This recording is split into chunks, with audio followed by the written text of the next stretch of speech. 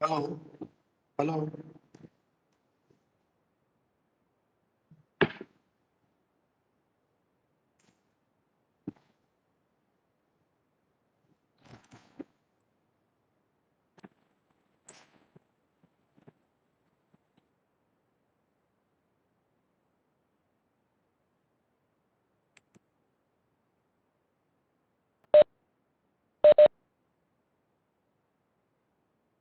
Yes, can you all hear my voice?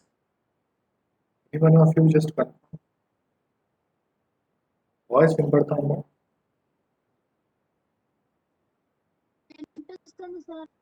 Okay.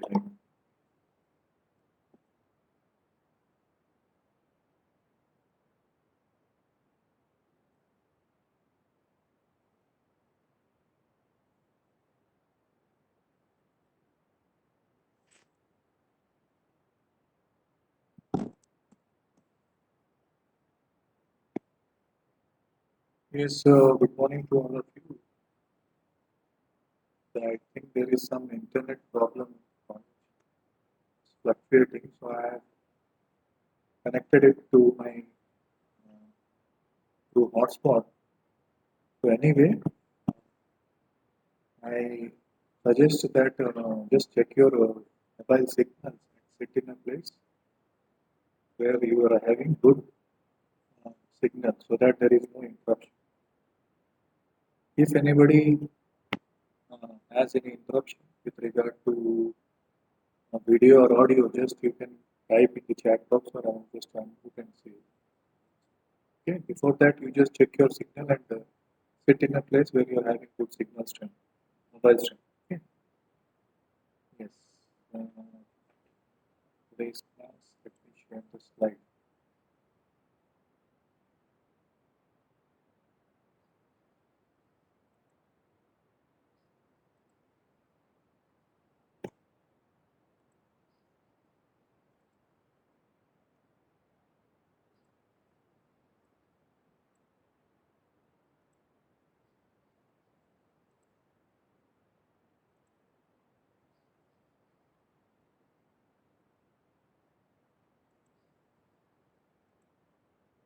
Yes, can you all see the slide?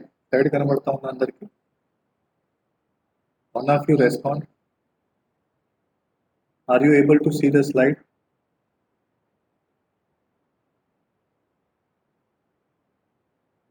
Yes?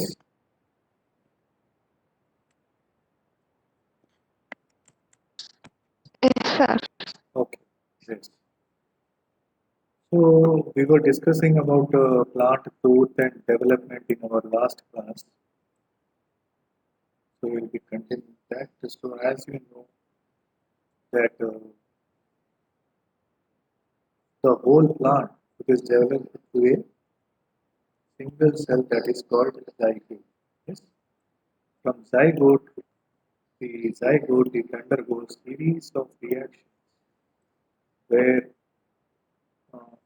it will be forming embryo and embryo from there it will be forming the seed and from there the seed will germinate and the whole mature plant is developed. Yes. So you can say that all the plant cells are descendants of zygote. Zygote is a fertilized egg. And after that what happens? The zygote develops into a mature plant with growth and differentiation forming different parts of the plant, that is the roots, leaves, branches, flowers, seeds. Here you can see here that the plant, it has two regions. One is the underground part, which is known as the root system, and the aerial part, the plant, which is known as the shoot system. So the shoot system comprises of the main stem, comprises the leaves, then the buds, flowers, and so on. Yes. So all these fruits, seeds, and all those things. So everything, all the aerial parts, that is the shoot system, comprises of all these parts. Then coming down to plant growth, if you say that how can you define a plant growth, then you can say that it is an irreversible permanent increase in size of an organism or its part of an individual cell. So you can take a individual plant cell, or it can be a piece of tissue, or it can be an organ. So in any part where the size of the cell, where the size is the permanent increase, they see the size, and which is irreversible, then you can call it as a growth. And this involves a lot of metabolic processes that consume a lot of energy. This process, and you can say that plant growth is indeterminate. Yes, it is not definite.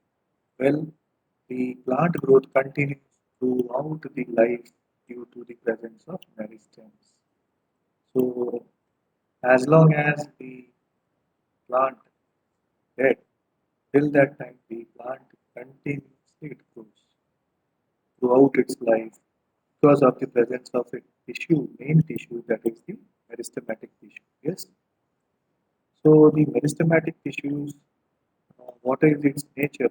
Meristematic cells have the capacity to divide and self-perpetuate.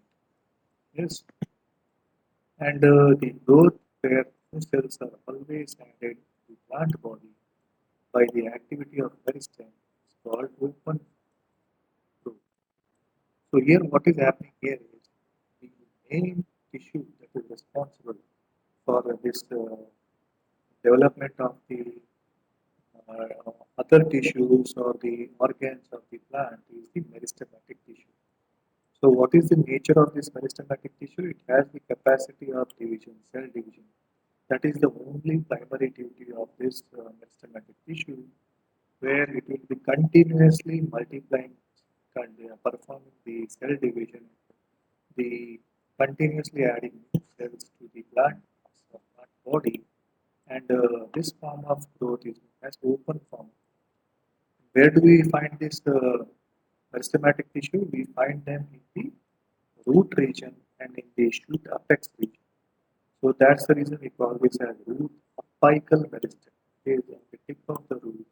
At the same time, these meristems you can find at the tip of the shoot also. That's the reason we call them as shoot apical meristem.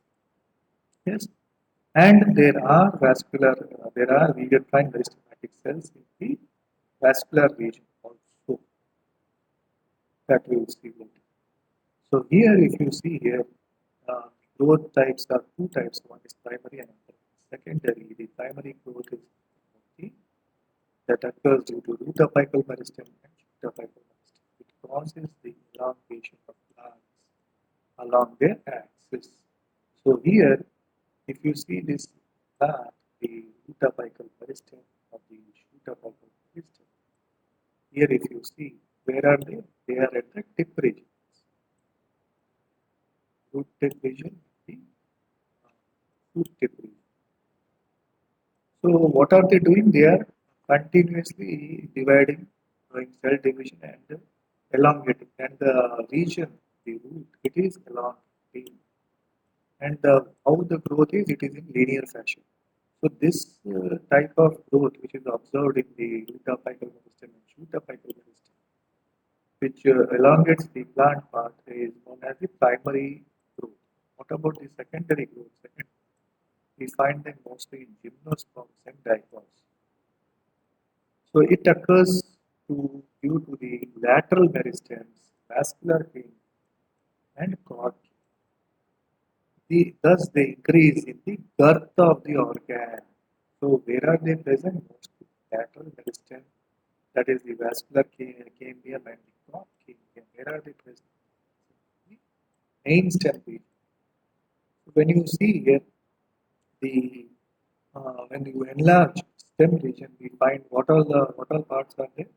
We find the epidermis, we find the cortex, then this is the cortex, we find the epidermis, and beyond that we find the torquembium, and we find the primary xylem, secondary xylem, primary phloem, secondary phloem, and inside the central part is pith region. Now, if you look see the actual tender part, then we will find just epidermis, cortex, primary phloem, primary xylem, and pith. But when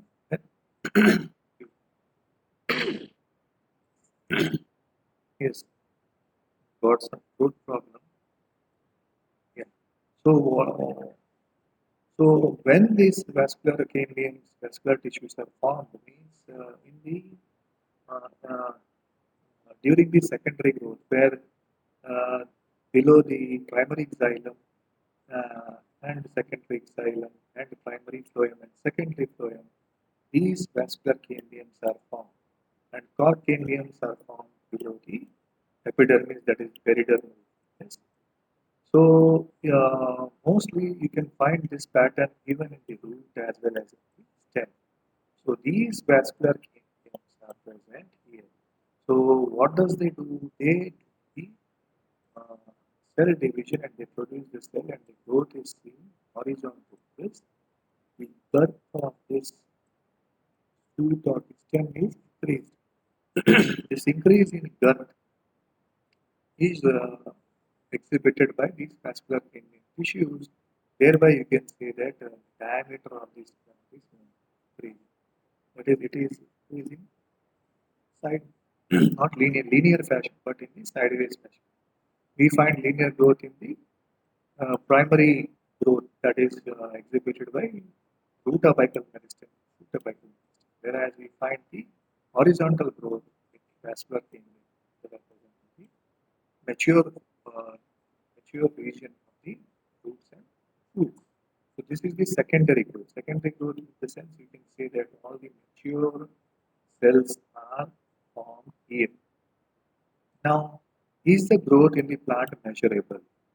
Yes. At the cellular level, if you see, the growth occurs due to the increase in the amount of protoplasm. So as the volume of protoplasm is increasing, you can say that growth is occurring inside a cell. But increase in protoplasm is difficult to measure directly. So you cannot, there is way or method that you can measure the increase in protoplasm directly. Yes. So there are other parameters. So the growth is measured by parameters like the increase in fresh weight, or the dry weight of it, the length, area, volume, cell number, and so on. So these are few parameters through which you can just measure the growth in a particular plant. So if you take a fresh weight, then it's the protoplasm plus water. And if you take dry weight of a plant to calculate the that dry weight of a plant, that is protoplasm minus water. Yes, that gives you the dry weight of the plant, the total mass of the plant, excluding the water. Then you can find the length. You can measure the length in case of roots, stem, and those regions. Yeah, depending on the time. At the same time, area. Area in the sense the leaf lamina part. How much lamina is increasing? Then the volume, cell number, and so on. Yes.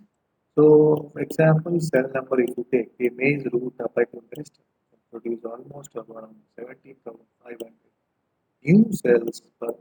Yes, this is the maize plant roots. If you see here, it can increase the number of cells to almost 17,500 new cells are produced every year. So that at that rate of growth is occurring. And if you see the cell size, then cells in watermelon may increase in size up to 3 lakh 50 times. Yes, you see in watermelon, here the cells, it is increasing its in volume, yes, by intake of storing of. So that much times, 350,000 times it is increasing cell size. Then if you take the length, then growth of colon tube.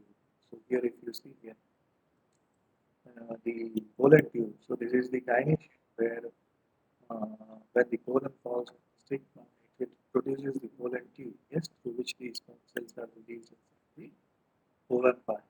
So here, the colon tube length can be measured. Yeah, depending on that growth can be measured, then calculated. Even the surface area. So in case of leaf, how much surface area is there? Yes, that growth we can calculate in case of the leaf. And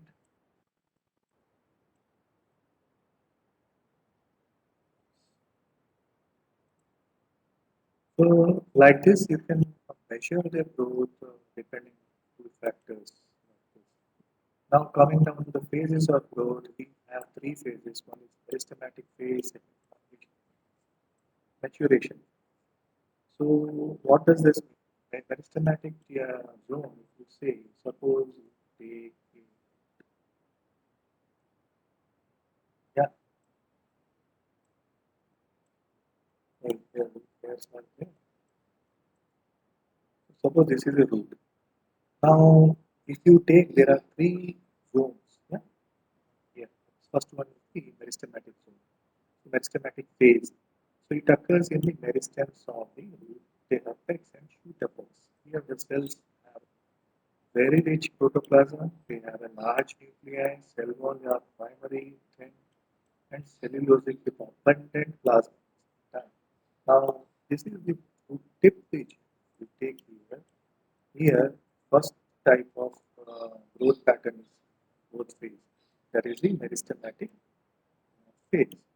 So here, if you see, how are the cells? The cells are having a very thin wall, primary cell wall, which is made up of only cellulose. It has very, very rich protoplasm, having big, large, distinct nucleus, and so on. And it has a lot of plasmodesmata gaps that are present in the cell. So this is the meristematic cell pattern where it is having the capacity of continuous cell division. Yes, that is the only primary duty of this meristematic cell. And the second one is elongation. Produces a lot of cells are produced, and that is how it is released, and that's how the length of the root will be increasing. Now, elongation phase. The elongation it occurs in the cells proximal, that is just next away from the tip. So it is just above the tip, you can say. Okay, this part you can say here. This is you can call the zone of elongation. The roots. Yes, this is the second phase. That is the elongation phase. We can call it as elongation phase.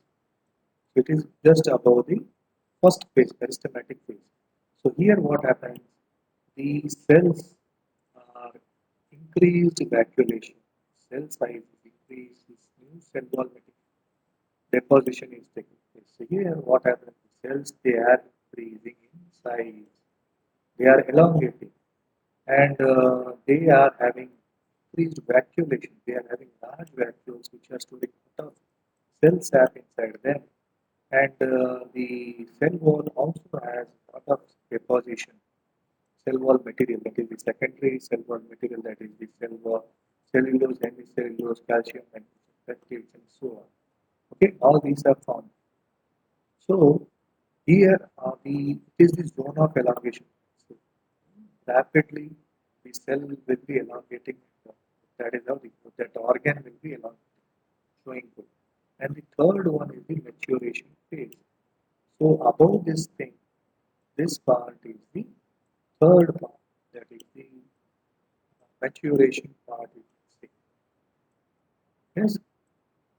So it occurs in the cells farther away from the apex. So more proximal to the phase of elongation. So just above the phase of elongation. So up to here you can say the first one, that is the meristematic phase. Up to here, this is the elongation. And above this, you can say this is the maturation phase where cells attain maximum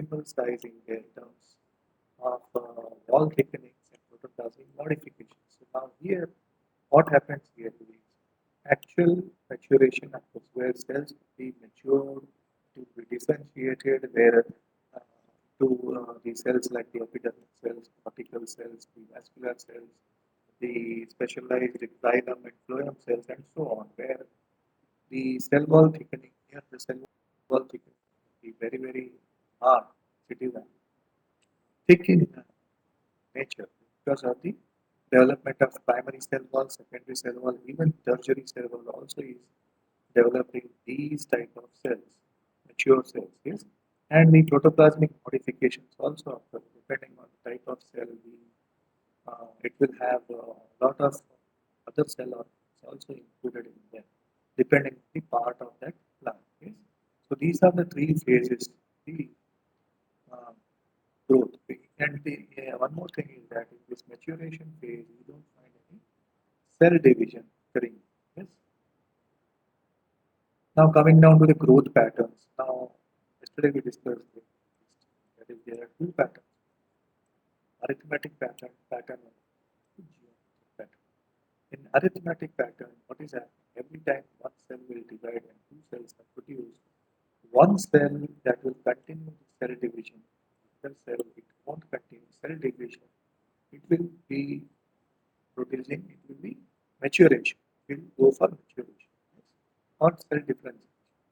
Now here again that dividing cell will again divide it will form one new cell, which is having dividing nature, and one more additional cell will be produced which is having maturation. Again that dividing cell that will show cell division and another new cell will be divided formed, and another right side another cell is formed that is showing maturation. Now this cell again it will divide, it will form another dividing cell, and one more cell is added here. That goes for maturation. Like that, every time growth is in fashion, it is only in one direction. Okay. Now, whereas if you see in geometric pattern, here the growth how it is showing the every time from two cells are in these, they have both the cells have the capacity of cell division.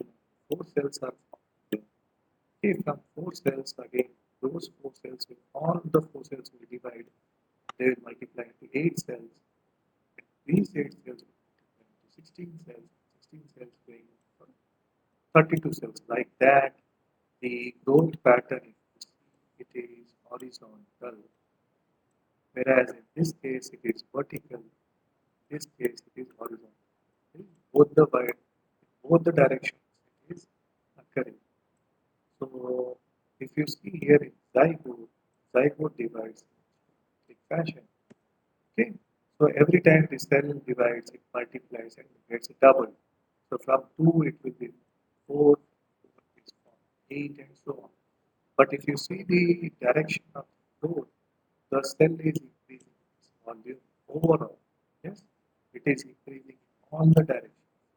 So this is, you can say that it is geometric phase of cell division. But if you see the arithmetic phase of cell division here, every time the cell divides, it will form two cells. One cell is dividing whereas the other cell is showing maturation. Okay, it does not divide. It does not have the division capacity. Then again, this division cell will divide. Again, cell will be formed here.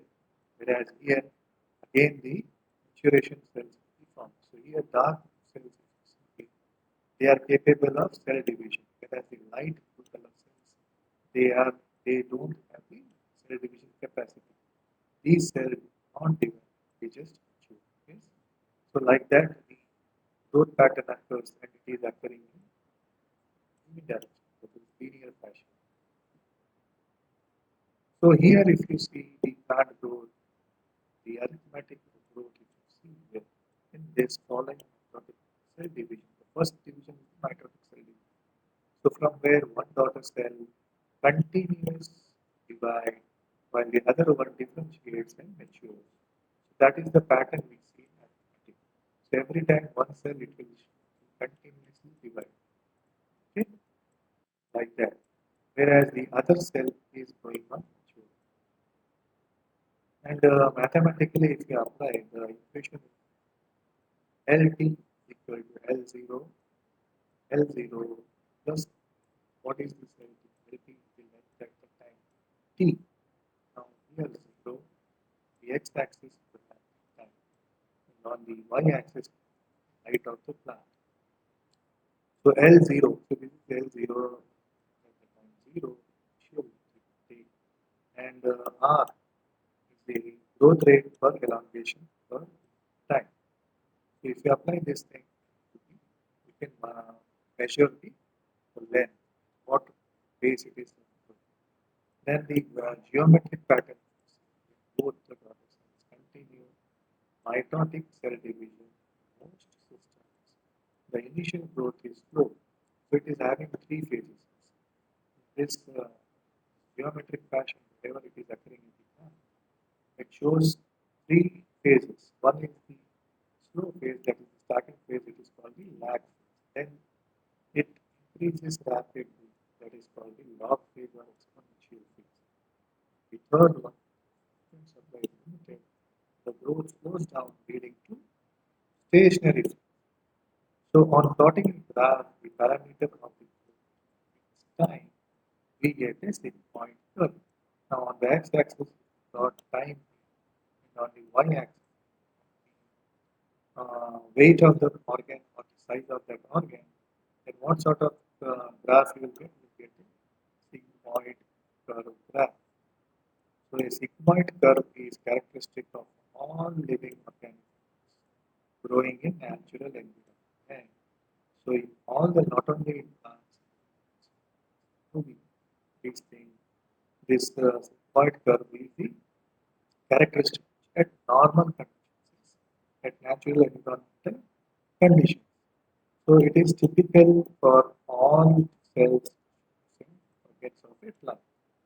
Okay, so if you see here in the graph, right, this is the starting phase where they just start. With the initial stage, the growth rate is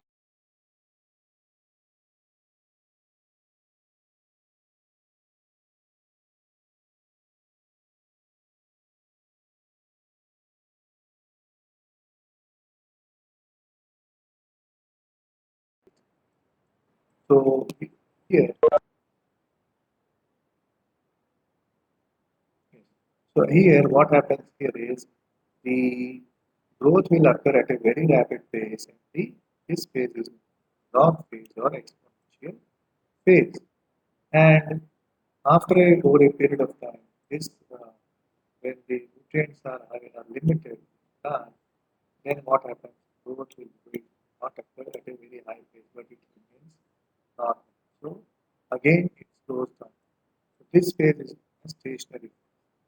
So there are three phases that are occurring in this thing. One, this is the first phase, that is the log phase. This is the second phase, lag phase. So log, first one is lag phase, second one is the log phase or the exponential phase when growth rate occurs very rapidly. And again the growth rate falls. The third phase, that is the stationary phase. So if you see just the exponential growth, it is expressed like this. W1 is equal to W0 ERT, e to the power of RT. Then W1, here this is the final weight, that is the weight, height, number, etc. Okay, it can be anything. Then W0 is the initial size at the beginning of the period. And R denotes the growth rate, here relative growth rate, and T denotes the time of the growth. T is the base of the natural logarithm. So if you apply this formula, these values, you can find the exponential growth that is occurring in that particular part of that plant.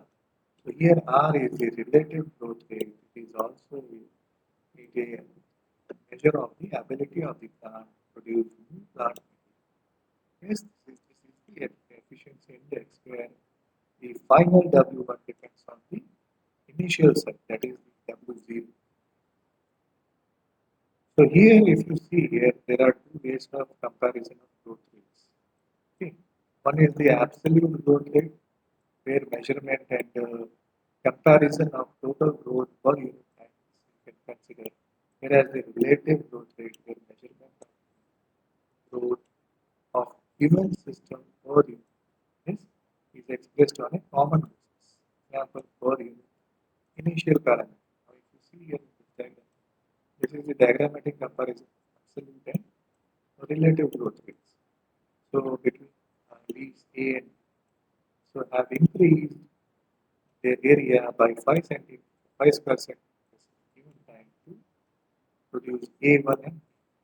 So here, if you see here, this is the absolute growth where in this case, in the case of A, so where initially A is 5 square centimeters, where after a period of time it has grown to 10 square centimeter A1. Okay, so this is measurement comparison to total growth per unit.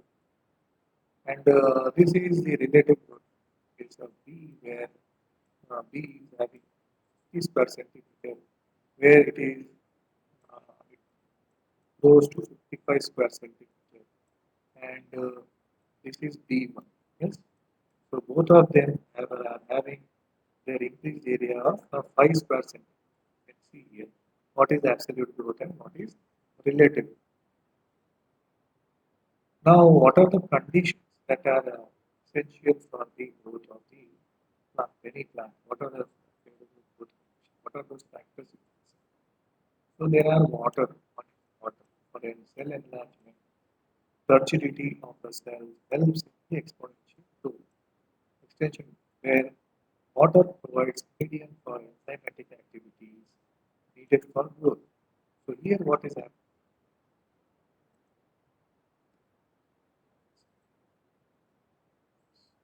So here, so water is one essential factor because once the water is present inside the cell to its full capacity, then the turgidity of the cell will be very, very high. Yes. So when the water is more in the cells, obviously then all the enzymes will be activated and all as the metabolic activities will be its high rate, the growth rate will be very, very high. So as the water is sufficient, as the water sufficient water, high water capacity has to be there in it. If it all, growth has to occur. Then the oxygen helps to reduce the metabolic energy for growth, the form of what ATP.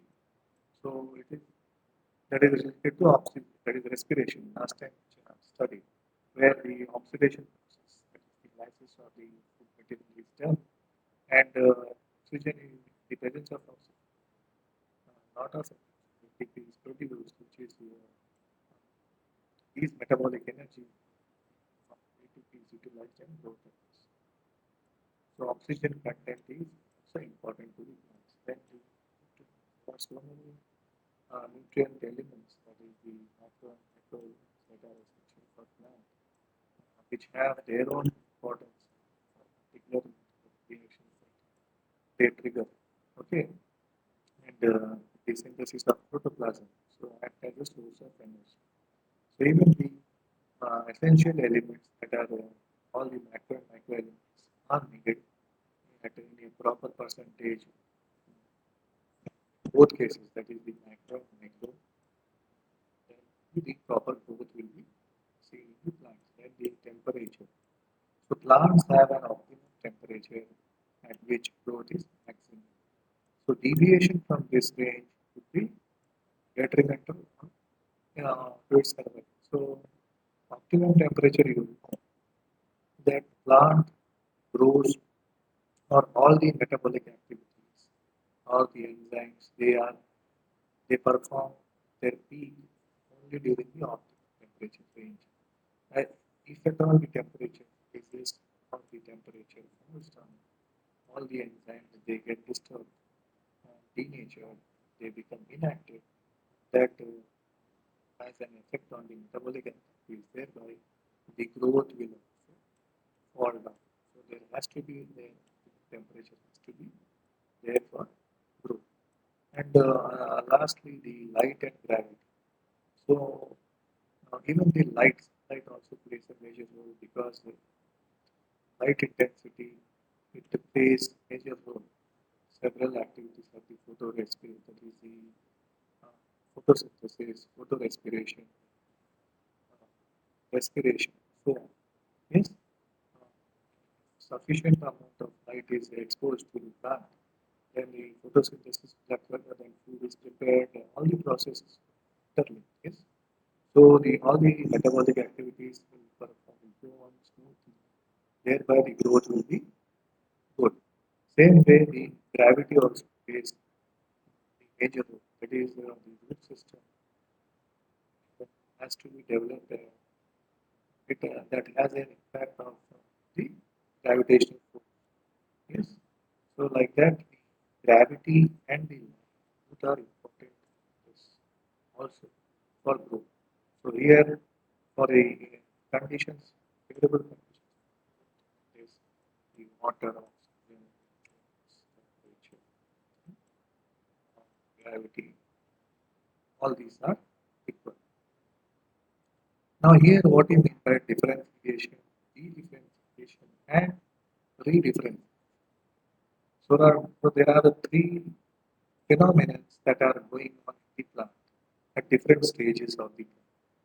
So one is differentiation, another one is de-differentiation, redifferentiation. So what do you mean by differentiation? It is a process in which the meristematic cells which are present at the root apical and subapical region and can be differentiated to perform special functions.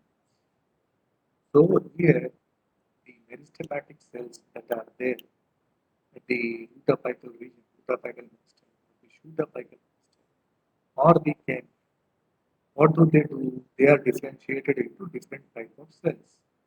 Okay, the root cell, the leaf cell, the seed cell, so on. So these cells are differentiated. They get differentiated, and in these cell walls and protoplasm undergo structural changes. Capacity of cell division is lost. This is very important.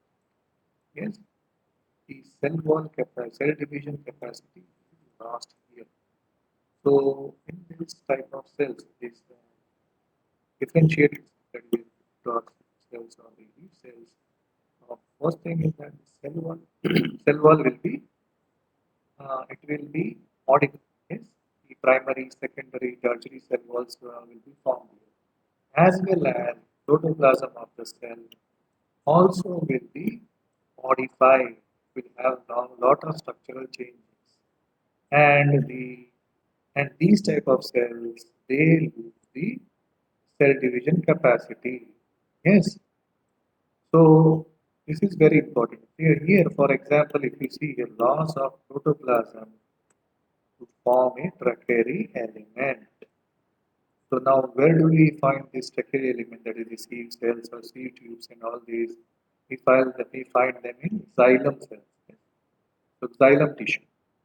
So they also develop very strong elastic lignocellulosic secondary cell walls to carry water long distances even under extreme tension. So what is the basic function of this xylem means that is the transportation of water from roots to all the shoots, to all the parts of the shoot. So when the water has to travel at a long distances, now these type of cells they don't have any protoplasm. It's the seed cells. Whereas the cell wall material is there, it is made up of primarily lignin and cellulose. So this lignin, because of this presence of lignin, it is having the elastic property. Yes, it can withstand the stress and strain that is created for transportation of water through long distances. So it has to maintain the transportation distance. So like that, the primary, if you look at this primary meristem, earlier it is made up of the cellulose. and rich protoplasm. There are no other cell organelles. Nucleus is very big and so on. But now what has happened? It is differentiated into seed cells. Cell wall material has changed. The protoplasm is not there. You don't have any nucleus and anything. The seed cells are their cell wall material is different and so on. Yes? And the function is also different. It is primarily for transportation of water to long distance. So like that, it has differentiated, and these cells they do not have the capacity of cell division. So this is known as what differentiation. Now, what is de-differentiation? Second one. Now we saw differentiation. Now the second one, differentiation. So what is this de-differentiation? Under certain conditions, the living differentiated cells regain the capacity of division. Yes. Now what is happening here? During some special conditions, these cells which are differentiated, they again regain the capacity of division. Now this is called de-differentiation. Here, for example, the formation of meristems, that is the interfascicular cambium and the cork cambium from differentiated parenchymal cells. Now, if you look here this is the stem apex. Yes. Now here the cells are differentiated into the epidermal cells, cortical cells, then the vascular cells in it is the pith region. Here the vascular tissues, that is the primary phloem, primary xylem, is there, which is differentiated by what? Vascular cambium. Now what happens here after a period of time? This vascular cambium, which is there, it is spread between the vascular tissues. Okay, vascular bundles we can see. They are interconnected as well as the cambiums. The cambium is also formed at the uh, beyond the epidermal region. Here you can see here. The epidermal cells are degenerated, and here the cork is formed. The cork cambium is here, the epidermal space. At the same time, here there is primary phloem, secondary phloem, there is primary xylem, secondary xylem, and the vascular cambium are connected. Okay, so here if you see this cork cambium, this forms what? This forms the bark. Yes, and the here if you see here in this diagram, the this is the primary phloem, this is the primary xylem.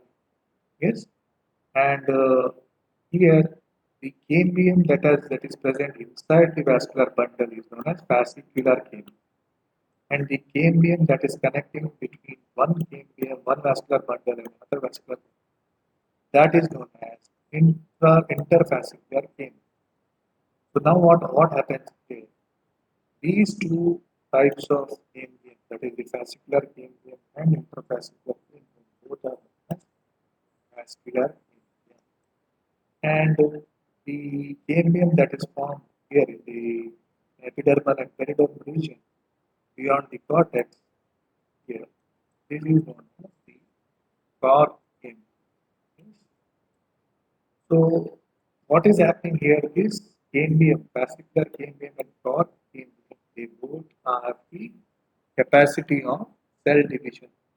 Because of that nature only, we are getting the secondary xylem, secondary phloem, along with primary xylem, primary phloem. Yes. So again, the cell division occurs, and again it is differentiated, and that is why again we are getting these mature cells.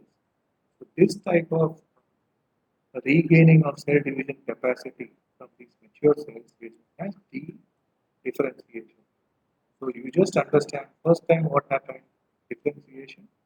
The cells they got differentiated and they lost the capacity of cell division. But in second case, here in de-differentiation, they certain conditions for a period of time, these cells, mature cells, they again regain the cell division capacity, and they again cell divide and they form mature cells. Okay, this process is called de-differentiation. And the last third one is the redifferentiation. Now, what is this redifferentiation? The redifferentiated cells can produce cells that again lose the capacity to divide, yes, and mature to perform special functions. This is called dedifferentiation. Now, what is happening here? After dedifferentiation, when the cells are formed here, they again lose the capacity of cell division and they become mature cells to perform some special functions. Here, redifferentiation is again we're going back to dedifferentiation phase only. So after dedifferentiation, it is going back to redifferentiation. This is what. So here, the plant growth is open. That is, it can be determinate or determinate. So differentiation also open because cells and tissues arising out of the same meristem, different structures at maturity. So here, what is happening? Whatever cells that are developed here from meristems, they undergo differentiation and differentiation from the they are again formed into different types of cells which don't have any capacity, cell division capacity. And these cells are there for a particular function. The cell cycle, cell death is there, differentiation. So this is known as differentiation. Okay. So final structure at maturity of cell tissue is also determined by the location of the cell.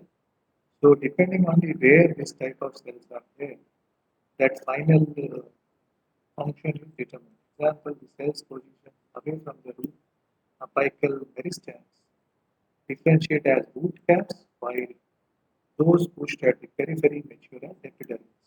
So in roots, if you see, same cells when they are differentiated, some cells they are at the root tip region as root caps. Yes, this is cap, root cap. And some cells are pushed mature periphery region where these are the mature. This is where they form the mature epidermal cell there. Okay. So like that. So this is called redifferentiation. I hope you understand what is differentiation, redifferentiation, and redifferentiation. Okay. So with this I stop here. Next class we will go for. For today I stop here. All of you just switch on your videos as we are left with a few seconds.